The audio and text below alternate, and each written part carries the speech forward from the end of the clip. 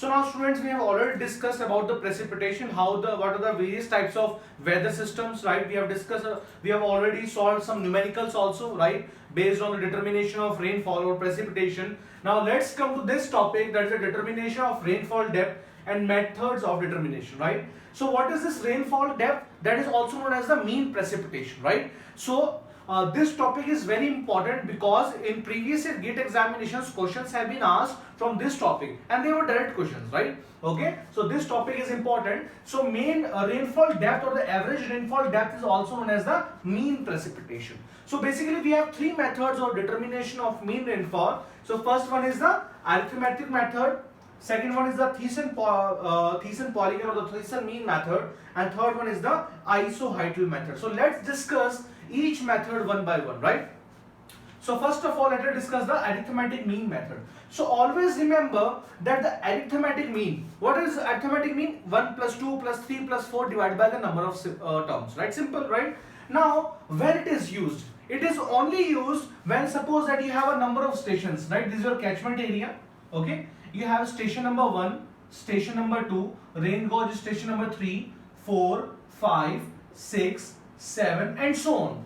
But the precipitation or the rainfall recorded at each station, it is not varying much. For example, let us say that you recorded at station 1 that the rainfall depth was 12.1 centimeter. Here it was 12.2 centimeter. Here 11.9 centimeter. Here you can say 12.15 centimeter and so on. So if the rainfall depth is not varying much, then at that time you have to use the arithmetic mean method. So arithmetic mean method, it says that the mean precipitation or P bar or the average rainfall depth, right? It is given by summation of all the precipitation divided by the number of stations, right? That is P1 plus P2 plus P3 plus P4 plus so on to Pn divided by the number of stations. Clear? I hope that you have understood about the arithmetic mean method. That is a very simple method, right? The same method which you are already using in statics also, probability also, the same method, right? Now coming to the Thiessen mean method, this question has been asked in GATE examination. So in Thiessen mean method, what we do is that, suppose that, let me rub this and let me make you understand by drawing a broader picture. So let me rub this because we have already understood the first concept, right? So let me rub this. Right? So arithmetic mean method was a very simple method, right? Now let's come to it's little bit complicated but not very much complicated, right? So if you understand it thoroughly, you will understand it, right? That is also an easy, you can say, method. So in your Thiessen mean method, what we are doing is that, suppose that this is our catchment area. This is our catchment area. Clear?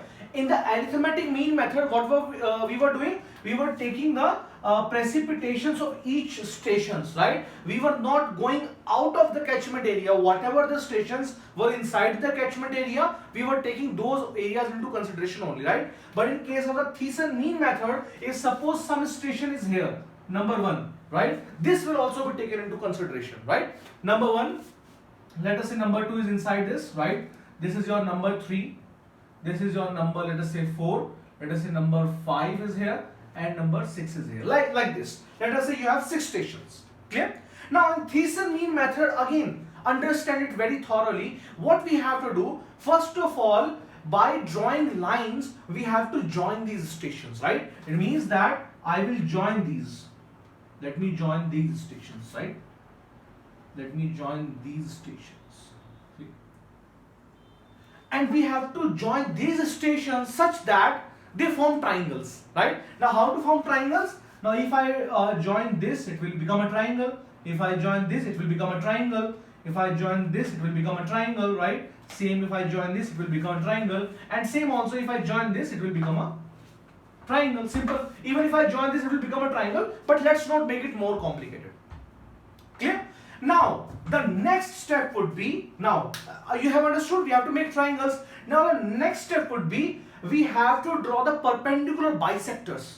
Now what is a perpendicular bisector? Which bisects a line into two parts and that line is actually perpendicular to that line, right? So we have to draw perpendicular bisectors to each line. For example, this is 1 to 5. So the perpendicular bisector would be somewhere here.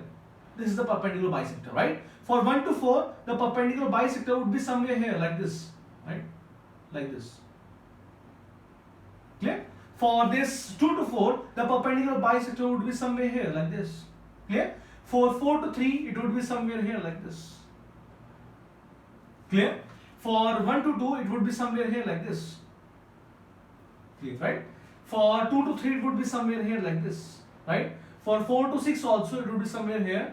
For 5 to 4, it would be somewhere here, right? For 5 to 6, it would be somewhere here. And for 6 to 3 or 3 to 6, it would be somewhere here, right? Now, these perpendicular bisectors would be meeting somewhere. I don't know where they will be meeting, but they will be meeting somewhere, right? Let us say that for this line they meet at here, for this they meet at here, right? Let me draw this, let me draw this, let me draw this, let me draw this, let me draw this, right? Let us say they are meeting somewhere, right? So, and for this they are meeting this way, right? They are meeting like this, clear? For this they are meeting like this, they are meeting like this, right? They are meeting like this, right? Is anybody left? No, nothing is left now. They are already meeting, right? Let us say they are meeting here, like this and this, like they are the meeting, right? Clear? Now, you know that when we in the figure also you can see that when we have joined the perpendicular bisectors, what are they doing? They are actually making a type of polygon, right? So this is also a polygon, this is also a polygon, this is also a polygon, this is also a polygon, this, right? So we have got various polygons, right? Now what we have to do is that we have to calculate the weighted factor, right? Weighted factor. Suppose that this polygon, let me take another marker to make you understand, right? Let us say that this polygon has an area of, let us say, A1, right? And this, let's capital A1, that it is capital A1, right? This polygon has an area of, let us say, capital A2, this has capital A3, this has capital A4, this has capital A5, and this has capital A6. The middle one has capital A6 area, right? We have formed the polygons. Now what we have to do is that we have to calculate the weighted factor. Weighted factor. Weighted factor. Now what is this weighted factor? So weighted factor is actually AI divided by the total area. For example, you have to calculate the weighted factor for A, let's say this is A4, let's say this is A4. So you have to calculate the weighted factor for A4. So what would you do? You will do A4 divided by A1 plus A2 plus A3 plus A4 plus A5 plus A6, right? This A is the total area, right? And what we have to do is that we have to multiply this weighted factor with the precipitation of that particular area. So this formula will become that the P bar, let me write it here, the P bar will be equal to, let us say that the precipitation for station 1 is P1, right? So P1, which area is surrounding it? So A1 is nearest to it. The area of polygon A1 is nearest to it into A1. Plus, let us say for station 2 it is A2. P2 into A2. In station 3 it is A3. P3 into A3. For station 4, this is your station 4. Where is station 4? This is station 4, but it is for station 6, right? So let's not complicate it. 1, 2, 3, let us say this is 4. Let us say this is 4, this is 5, and let us say this is 6. So that we don't get complicated, we get a sequence, right? So for this fourth station, it will have precipitation P4 and the area of polygon is A4. For this station 5, we have area of polygon A5, P5 into A5, P5 into A5, and similarly for this bigger polygon, we have a station 6 which will have a precipitation P6, right? So P6 into A6 divided by A1 plus A2 plus A3 plus A4 plus A5 plus A6, which will give us the total area A. Clear? Or I can also write it like this, right? I can also write it like this. It will be equal to summation of Pi into Ai divided by total A, where I varies from 1 to n for n number of stations, right? And this Ai upon A is the weighted factor. is the weighted factor. It is also known as the weighted area also, right? It is known as a weighted factor, right? So I can also write it like this, that summation of I equal to 1 to n pi into wi. What is wi? Wi is the weighted factor for that particular station. Clear? But this is more appropriate. This is more appropriate. This will be your p bar. Clear? So that is how we determine the mean precipitation by using the Thiessen mean method. And these polygons, this polygon, right? These polygons which are formed by the joining of perpendicular bisectors are known as the Thiessen polygons, because Thiessen was a scientist, so he gave us this method, and these polygons are known as the Thiessen polygons. Clear? Let me again repeat it, because this is important, right? Let me again repeat it, right? So what we have to do? First of all, we have to join all the stations and we have to make triangles as far as possible, as many as possible. The more triangles, the more accuracy. But so that it does not get very complicated, I did not join these you can say lines, right? So that it does not get more complicated, right? So we have to form triangles. Okay, now triangles have been formed. Now what we have to do is that we have to join the perpendicular bisectors of each triangle, right? Of each line, we have to join the perpendicular bisectors. The perpendicular bisectors will be giving us some polygons. And how to measure the area of polygon? By planimeter. In surveying also you must have heard about this term, the planimeter. Planimeter. This is an instrument which is used for the measurement of area. Planimeter. Important, right? So planimeter, by the help of planimeter, will measure the areas A1, A2, A3, A4, A5, A6, right? And what we do is that we will calculate the weighted area.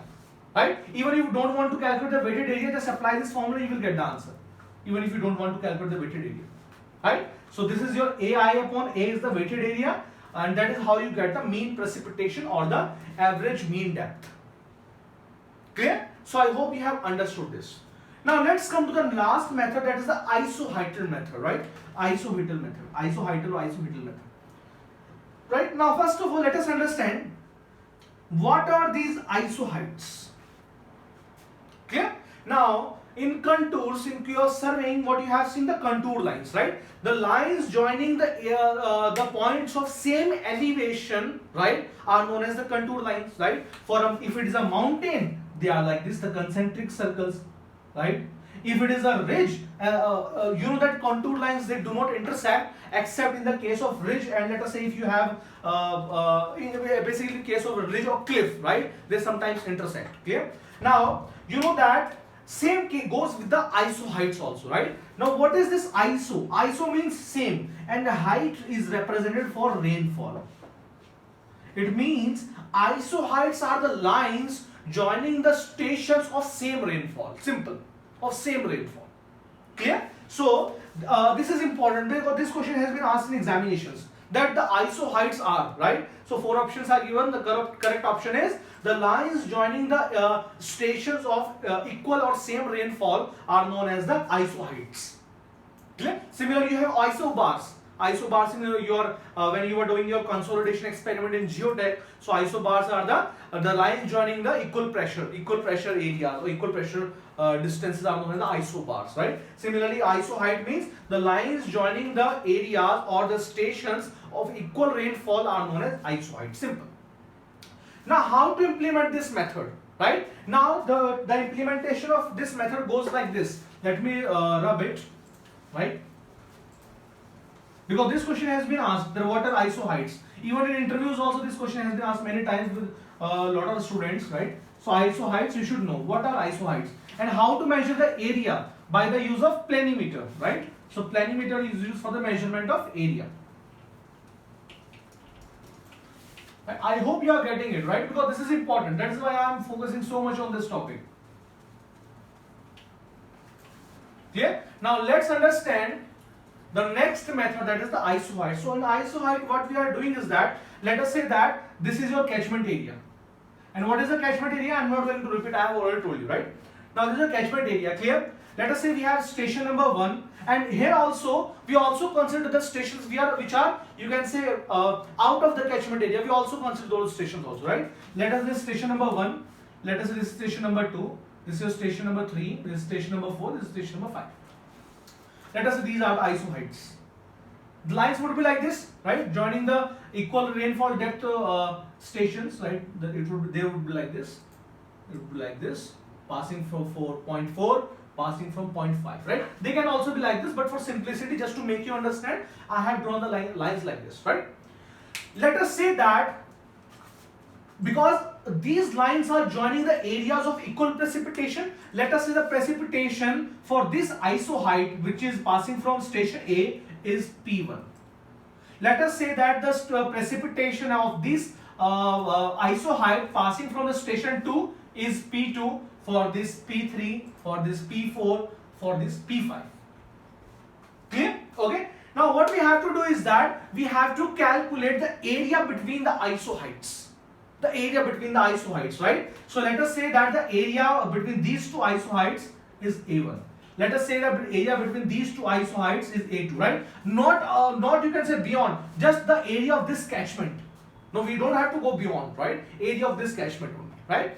A1, A2, let us say this is A3, let us say this is A4, okay, right? Now what we have to do is that, now the formula is P bar, or the mean precipitation by the isoheightal method, is A1 into, now we have to take the average of 2, P1 plus P2 divided by 2. P1 plus P2 divided by 2. Plus, now between 2 and 3 we have A2. So A2, P2 plus P3 divided by 2. Plus, now between P3 and P4 we have A3. So A3 into P3 plus P4 divided by 2, and between 4 and 5 we have A4 plus A4 into P4 plus P5 divided by 2 and divided by the total area, that is A1 plus A2 plus A3 plus A4, that is the total area, where, let me write it here, where capital A is A1 plus A2 plus A3 plus A4 and plus A5. So this is the method which is used for the determination of rainfall depth, average rainfall, the mean precipitation by the use of isoheightal method. Clear? Now your practice should be such that just by reading the you can say question, you will understand which formula to apply, right? Because a few years back a question came from the Thiessen polygon method, so it was mentioned there, right, that the polygon area is this much, 600 kilometers square, 1500 kilometers square, right? When I will be solving the previous year numericals on this chapter, I will be solving that numerical. That was a very easy numerical, right? Okay, so everything was given to you, just have to apply the formula, right? Now just by reading at the numerical, you must understand which formula to apply, right? Most probably it will be given where to solve it by the isoheightal method, or the isoheights will be given to us, something like that. Clear? So I hope students that you have understood how to determine the average rainfall depth, which is also known as the mean precipitation, and what are the methods of precipitation, right? So in books we have been given 3 methods. First one is the arithmetic mean method, the second one is the Thiessen mean method, and the third one is the isoheightal method. Right? So if you ask me which one is more important, so isoheightal and the Thiessen polygon both are important, right? As far as the mean is concerned, that is not very important. These types of questions on the basis of mean, they are asked in small exams, like for example it's a state PSC AE exam or some other exams, but in GATE examination he will not be asking you about the mean method, right? And about the accuracy, so the arithmetic method is least accurate, then we have the Thiessen mean method, and the most accurate is the this isoheightal method. Isoheightal method is most accurate. This is the according accuracy. Hence the arithmetic mean method is rarely used, right? It is rarely used because it is not accurate. It is rarely used. Clear? So I hope you have understood this topic. Now let's move to the next videos and let's solve a few numericals based on this method. So let's meet at the next video. Thank you.